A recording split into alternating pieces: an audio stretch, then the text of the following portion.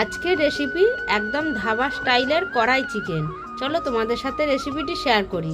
তার জন্য এখানে কিছু মশলা আমি ভেজে নেব। যেহেতু এটা কড়াই চিকেন, তার জন্য শুকনো মশলা কিছু লাগবে।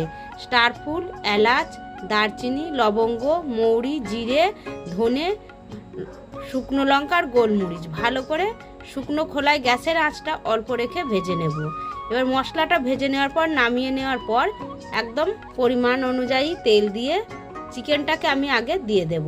এবার চিকেনটা একটু নাড়াচাড়া করে নিয়ে দিয়ে দেব কেটে রাখা দুটো বড় সাইজের টমেটো। চাইলে তোমরা টমেটোটা এখানে একটু বেশিও দিতে পারো। আমি এখানে দুটো টমেটো মাঝখান দিয়ে কেটে দিয়ে দিলাম। দিয়ে দেব কাঁচা লঙ্কা, একদম খুবই সামান্য দুটো কাঁচা লঙ্কা চিড়ে দিয়ে দিলাম। আবারও নাড়াচাড়া করে নেওয়ার পর চাপা দিয়ে দিলাম।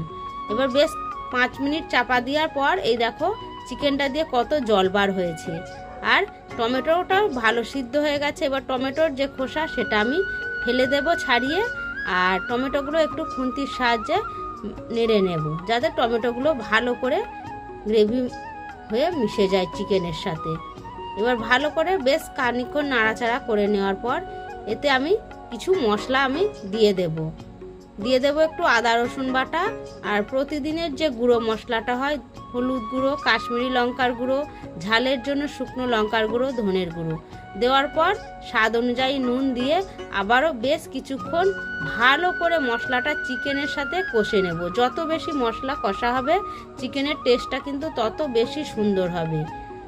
রোজ রোজ একঘেয়ে চিকেন রান্না খেতে বোর হয়ে গেলে এইভাবে করে একবার চিকেনটা রান্না করে দেখো, একদম অন্য রকম একটা স্বাদ আনে। এবার চিকেনটা বেশ খানিকক্ষণ কষে নেওয়ার পর দিয়ে দেব ক্যাপসিকাম, পেঁয়াজ আর এই টমেটো এইভাবে চৌকো করে কুটে নিয়েছি। এবার এটা দিয়ে ভালো করে আবারও মিনিট 2-3 নেড়ে নেওয়ার পর কিছুটা জল আমি দিয়ে দেব। তোমরা যদি এটা শুকনো শুকনো খেতে চাও গ্যাসের আঁচ কম রেখে জলটা না দিয়েও রান্না করতে পারো।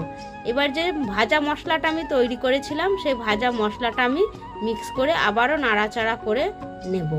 এবার চাপা দেওয়ার পর এই দেখো চিকেনটা দিয়ে সুন্দর একটু জল বার হয়েছে, গ্রেভি টাইপ এসে গেছে।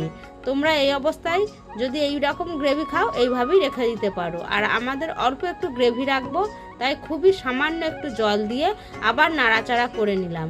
নাড়াচাড়া করে নেওয়ার পর আবার আমি এটা 5 মিনিট মতো ঢাকা চাপা দিয়ে রেখে দেব। এবার এটা আমি নাড়াচাড়া করে নামিয়ে নেব।